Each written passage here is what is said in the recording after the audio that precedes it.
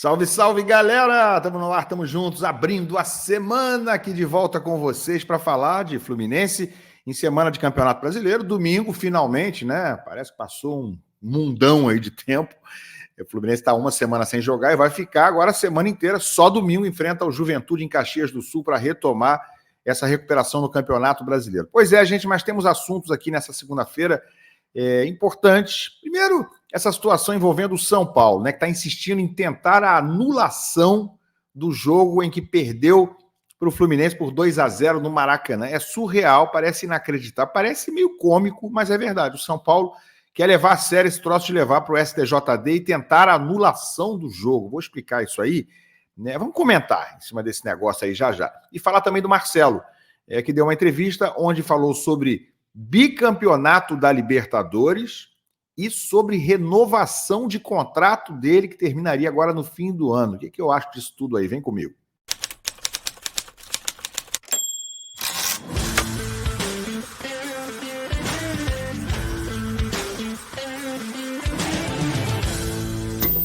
O Paulinho procurou, colocou e entrou!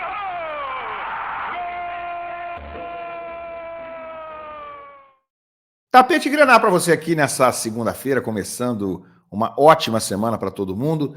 Se inscreve no canal, é de graça, e também larga o like, tanto like quanto inscrição. Você me ajuda demais e é tudo 0800. Larga o like aí, me ajuda, vai, galera. Vamos embora. Vamos falar então sobre... Primeiro vamos começar falando de Marcelo, tá? Que deu uma entrevista à jornalista Aline Nastari, da TNT Esportes. E o Marcelo falou sobre dois pontos que para mim foram importantes nessa entrevista. Está praticamente juntinho aí, eu vou mostrar para vocês. Ele falando sobre a possibilidade, né? Como é que ele vê a chance do Fluminense conquistar o bicampeonato da Libertadores. Gente, faltam 5 jogos. O Fluminense está longe de ser o favorito. O Fluminense não vem com atuações tão boas assim, né? Principalmente na fase de grupos. Melhorou um pouco já sob o comando do Mano Menezes, principalmente nesse confronto contra o Grêmio. Conseguiu passar, foi nos pênaltis, é verdade, mas fazendo uma atuação muito boa no jogo da volta, nem tão boa assim no jogo da ida. Passou, né? É tudo pedreira. Claro que o mata-mata é tudo pedreira, foi Grêmio, agora vai ser Atlético Mineiro. Depois o Fluminense pode pegar o River Plate, gente, né? River Plate. Ou o Colo-Colo, se der sorte, pega o Colo-Colo na semifinal. E aí, numa decisão hipotética, seria ou Flamengo, ou Peñarol, ou Botafogo, ou São Paulo. Um desses 4. E o jogo é partida única e dessa vez em Buenos Aires, no estádio do River Plate Monumental de Nunes.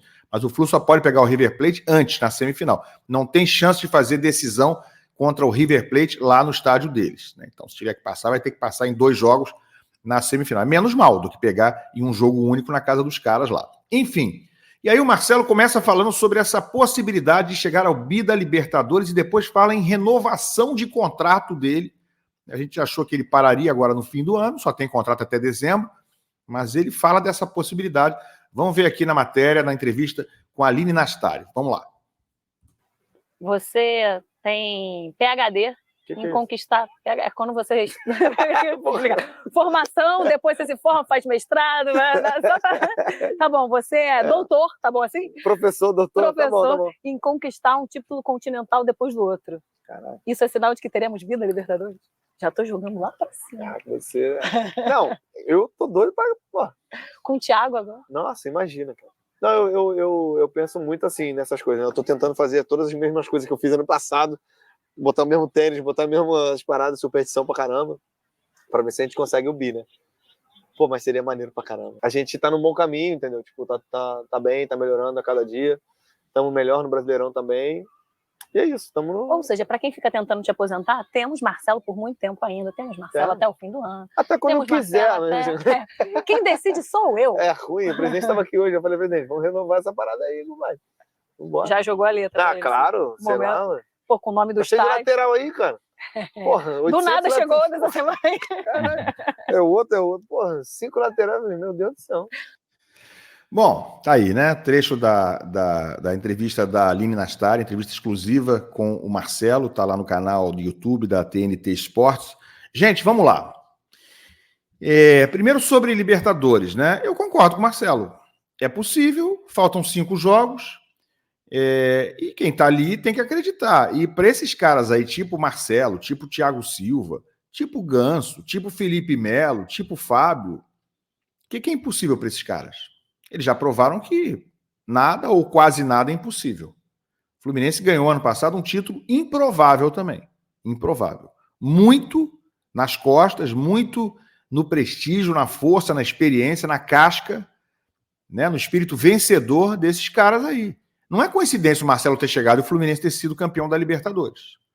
Então, tem um extracampo, né? Não é só o que a gente vê em campo. O Fluminense não jogou tão bem nem a final, nem a semifinal, enfim, semifinal nem se fala, né? Poderia ter sido eliminado pelo Internacional. Mas tem um extracampo, né? Tem toda uma questão de vestiário, de espírito vencedor, de gente que cheira, né? Que fede a título, que conta bastante. Esses caras ainda estão no Fluminense. Então, acho que tem mais é que acreditar. Eu gosto desse discurso de que estou super ansioso, estou vestindo as mesmas camisas, os mesmos tênis. O cara está usando a superstição toda ali para regular tudo e o Fluminense ser campeão novamente. Curti, eu gostei dessa resposta do Marcelo. Em relação à renovação de contrato, né, eu considerava o Marcelo carta fora do baralho para o ano que vem. E aí, Ilan, vale a pena renovar com o Marcelo? Faz sentido? É razoável? Gente, minha resposta é depende. Depende. Estamos em setembro. Tem aí o mês de setembro inteiro, tem outubro, tem novembro e tem dezembro. O que o Marcelo vai fazer aqui até o fim do ano? Ele vai ser campeão da Libertadores de novo. Acabou a discussão. Acabou a discussão. O Fluminense tem um Mundial de Clubes para disputar, inclusive, no meio do ano que vem. No mínimo, ficar com o Marcelo até o Mundial de Clubes pode ser uma coisa interessante, né? Até para ter esse cara, essa grife, esse nome, essa atração. Imagina lá, com Paris Saint-Germain, com Real Madrid, com Chelsea, os grandes clubes mundiais estando lá. O Fluminense vai ter o Marcelo lá, vai ter o Thiago Silva. Enfim, o Fluminense teria suas atrações, não seria um clube 100% coadjuvante lá, teria lá as suas credenciais. Agora, se for um jogador que voltar ao departamento médico daqui uma semana, entrar e de novo se machucar, for um jogador que não conseguir ter uma sequência de 2 jogos consecutivos, como tem acontecido muitas vezes nesse ano, se for um jogador que continuar saindo de forma muito facilmente, aí, cara, eu acho muito discutível essa renovação. Ele falou meio em tom de brincadeira, mas nem tanto. Falou que já deu a letra ali pro Mário. Vamos renovar esse troço aí. Né? Eu acho que o cara que não quer ficar nem brinca com isso. E acho que ele até teria dado a entender isso agora. Não, eu a princípio estou pensando em descansar. Ele falaria isso para a Aline ali na entrevista. Então me deu a entender, sim, que ele está pensando em permanecer para o ano que vem. Tanto é que numa outra resposta para ela, que eu não mostrei, ele fala, temos muito a dar ainda. O Felipe Melo tem 40 anos. O Thiago Silva também vai fazer 40 agora. Eu também tenho muita coisa a dar ainda. O Marcelo é bem mais novo, né? Tem 35, se não fez 36 ainda. Mas é 35 anos. Então me deu a entender que quer ficar. Mas para mim, né, a questão aí do sim ou não depende do que ele fizer até o fim do ano. Por enquanto, na temporada, a meu ver, o Marcelo está devendo. Mas já houve momentos em que ele rendeu. Jogando no meio campo, em que ele deu resposta, fez um gol lindo, importante na Libertadores, numa tabela espetacular com o Germancano. Então, nesse momento, para mim, é uma incógnita, é uma interrogação. Então, depende. O que ele fizer daqui até o fim do ano vai responder se vale a pena renovar ou não. Galera, vamos mudar de assunto, porque, olha, o que o São Paulo está fazendo, hein? Ao passar por esse papelão aqui. Olha aqui, vou botar na tela. Está no Globo aí. São Paulo pode conseguir anulação de jogo contra o Fluminense? O que a lei diz? Veja perguntas e respostas. Eles reclamam da decisão do Paulo César Zanovelli em origem do gol do Cauã Elias, o primeiro da vitória do Fluminense sobre o São Paulo por 2-0. Vocês estão lembrados, tem uma semana isso aí, né? A imagem dos jogadores comemorando. O jogo foi 2-0, tá? Isso foi o primeiro gol. A diretoria do São Paulo decidiu que vai acionar o STJD para tentar anular a partida depois de ter acesso aos áudios e imagens da cabine do VAR. O clube entende que o árbitro Paulo César Zanovelli cometeu um erro de direito no lance do primeiro gol do time carioca. Mas, afinal, quais são as verdadeiras chances de sucesso nessa tentativa? Aí estamos aqui com a matéria do Globo. Né? Vocês sabem, você lembra do lance, né? Foi no gol marcado pelo Cauã Elias, Flu tinha a bola na defesa, o Caleri fez a falta no Thiago Santos, o Caleri fez a falta, aí simulou que tinha levado uma mãozada na cara, é bom pontuar isso, e o Zanovelli deu a vantagem. Só que o Thiago Silva achou que tinha sido marcada a falta e botou a mão na bola, ele parou a bola no chão para cobrar rapidamente. Foi isso. O que o árbitro falou no áudio do VAR? Eu ia dar a vantagem. O jogador Thiago Silva para e bate a falta. Eu faço sinal de falta. Vamos seguir. Eu dei a vantagem, eu segui. É gol legal, afirmou o árbitro no momento da revisão. Obviamente, foi um lance ali meio... Né, ele chegou a dar vantagem, o Thiago não reparou, porque o bandeirinha do lado também levantou a bandeira, acusando a infração.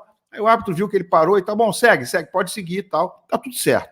Né? Ali o importante era o seguinte, tinha sido falta do Caleri, que estava simulando uma agressão, né? E o árbitro simplesmente falou, bate a falta, ou segue a vantagem, tanto faz. O tricolor paulista se sentiu prejudicado, já havia emitido nota oficial, tal. A partir desse momento, né, de ter visto a súmula e depois de ter ouvido os áudios do VAR, as imagens do VAR, decidiu ir ao STJD 5 dias depois. E ainda não foi até agora, tá? 5 dias depois decidiram. O que a lei diz sobre a chance de anulação? Para o São Paulo, a confusão apresentada são erro de direito. Estão embasadas no artigo 259 do CBJD, que é o Código Brasileiro de Justiça Desportiva. Prevê punição para o árbitro que deixar de observar as regras do futebol, ou mesmo aplicá-las, cabendo suspensão e multa ao árbitro. E aí, o primeiro parágrafo do artigo 259 também diz que a partida, prova ou equivalente poderá ser anulada se ocorrer comprovadamente erro de direito relevante o suficiente para alterar o seu resultado. Ainda tem esse detalhe, né? Teria que alterar o resultado. O jogo foi 2-0 no fim das contas, né? Esse gol, se não tivesse acontecido, se você pegar só numericamente, sem considerar com circunstância do jogo, seria 1-0 Fluminense. Então, não mudaria também o resultado. O jogo pode ser anulado, apesar da previsão jurídica. Internamente, o tricolor paulista considera a anulação do jogo difícil, ou seja, os caras sabem que é quase impossível. Mesmo assim, há o desejo em seguir com o movimento para deixar clara a insatisfação institucional. A necessidade de pagar mico é grande. A demora de 5 dias para a divulgação dos áudios da cabine também pode prejudicar o São Paulo, porque o artigo lá do CBJD diz que qualquer impugnação deve acontecer em até 2 dias depois da entrada da súmula na CBF. E agora vai acontecer 1 semana depois, se acontecer hoje, não 2 dias. Assim, o São Paulo entrará no STJD após ver os áudios do VAR, não após os 2 dias da súmula. Algum jogo já foi anulado no Brasil, gente, por erro de direito?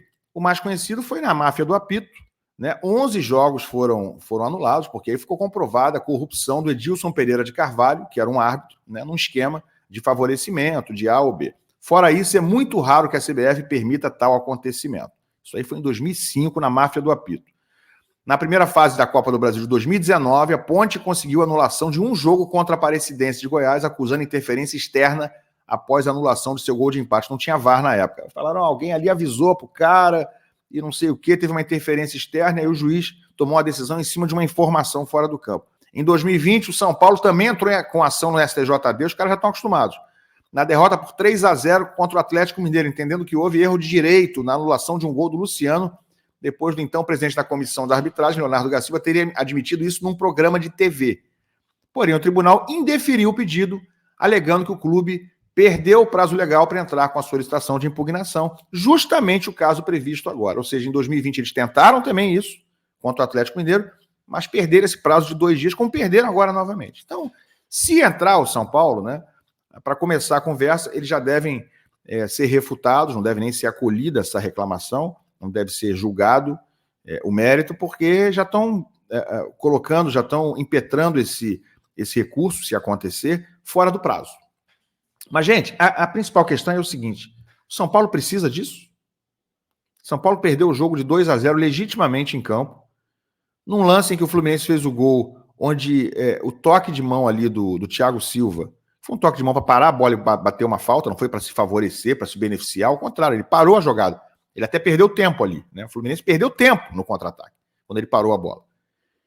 Um toque de mão para cobrar uma falta que teve 0 interferência no gol. 0. A interferência do toque de mão do Thiago Silva no gol é 0, ao contrário. Interferiu ao contrário, interferiu piorando, porque atrasou a jogada, repito. O São Paulo entende que esse gol foi marcado porque o toque de mão do Thiago Silva ajudou na jogada? Esse é o ponto central. Sim ou não? Sim? Então eles estão malucos, né? Se eles sabem que não interferiu, todo mundo sabe que aquilo ali não ajudou em nada na jogada, eles estão se apegando a uma minúcia, porque apitou, não apitou, porque deu vantagem. Enfim, eles querem ganhar na marra, é isso. Eles querem anular um gol limpo na marra, né? Querem marmelada, querem bagunçar o tabuleiro de xadrez porque estão perdendo o jogo, é isso? Se for isso, avisa. Quer ter uma outra chance de ganhar do Fluminense. Porque, gente, por trás da regra, da minúcia, se tocou na mão, não tocou, tem uma questão ética. Essa palavra tão em falta, tão rara no Brasil. O São Paulo considera eticamente correto tentar a anulação desse jogo? sabendo flagrantemente que o Fluminense não se beneficiou nesse lance. Ao contrário, era um lance em que o seu jogador, esse deveria ser punido. O São Paulo devia punir o Caleri.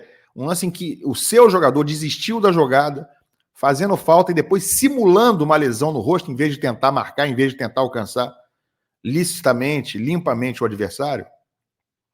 O cara quis iludir o árbitro, quis iludir o torcedor, ele iludia a todos, o Caleri, né, em vez de disputar limpamente o lance. E o São Paulo está preocupado em anular um jogo por causa de uma... porque tocou, não tocou. Tão de sacanagem, né? Porque eticamente não há nada a se comprovar ali. Nada, nada, nada. Ao contrário, é uma coisa de se envergonhar. É a coisa do cara olhar e falar, pô, tocou, mas pô, isso aí... Tomamos o gol, né? Era o que eles deviam estar conversando. Tomou o gol. O que aconteceu nesse lance? Nada. Não tem nada a ver a coisa da mão, ele não ter a mão. Chama o Caleri aí, vamos multar o Caleri. Caleri que simulou. Caleri que fez falta e prejudicou o São Paulo no lance. Desistiu da jogada. Então, o São Paulo, meus amigos, que está fazendo um trabalho até legal, recente, com o Zubeldia, né, que não fez um bom jogo contra o Fluminense, perdeu com justiça. Poderia até ter conseguido um resultado melhor. O Fluminense estava eficiente nas finalizações nesse dia. Foi um jogo até equilibrado boa parte do tempo. O São Paulo está querendo ganhar na marra, ganhar na base do tapetão, né? Essa palavrinha que gostam de usar em relação ao Fluminense. São Paulo está querendo fazer isso, como tentou fazer em 2020, nesse episódio em que perdeu o prazo também. Eu sugiro aos dirigentes do São Paulo que foquem as suas energias, canalizem os seus esforços para fazer o time melhorar. Para, quem sabe, disciplinar melhor seus jogadores, como o Caleri, né?